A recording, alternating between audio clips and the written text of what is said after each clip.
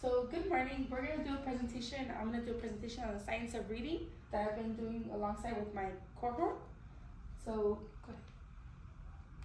So the goals are to share the information about the science of reading, to provide strategies that we can use in the classroom, and to clarify some misconceptions about the science of reading.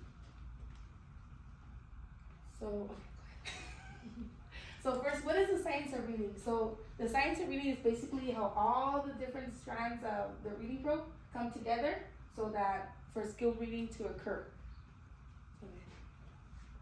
So then what do we teach and how do we teach like in the science of reading? So the most important things that we can teach is phonemic awareness, phonics, fluency, vocabulary, and comprehension every day.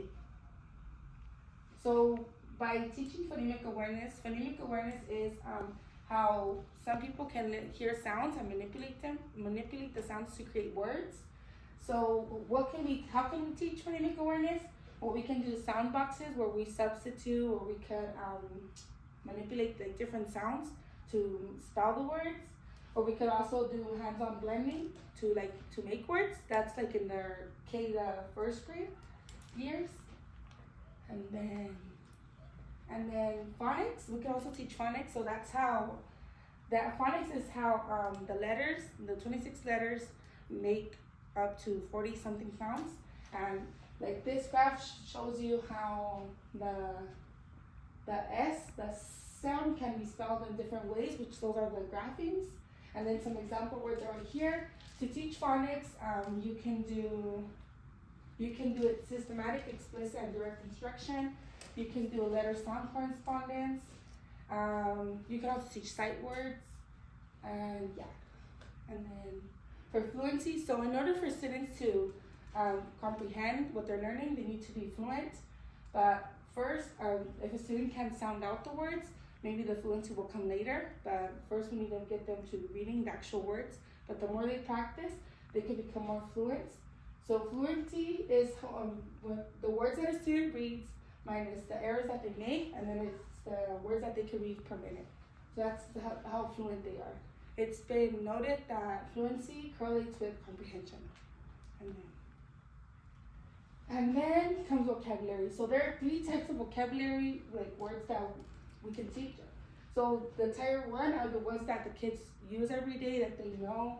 And then the tier 2 are some words that they learn like in text that sometimes are more harder for them to learn. And then the tier 3 are like the words they learn like in science or history. So to teach vocabulary words, you can use like a Foursquare, you can play Dictionary, Word Jeopardy, and many other things. And then finally we have comprehension. So reading comprehension is the goal of reading.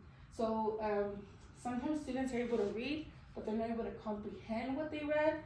So comprehension is basically like putting everything all together. And then you can teach comprehension by maybe talking about the main idea of stories, or you can do like with anchor charts. Oh, and how is the science of reading different from balanced literacy? So balanced literacy is it's what's been traditionally done like before.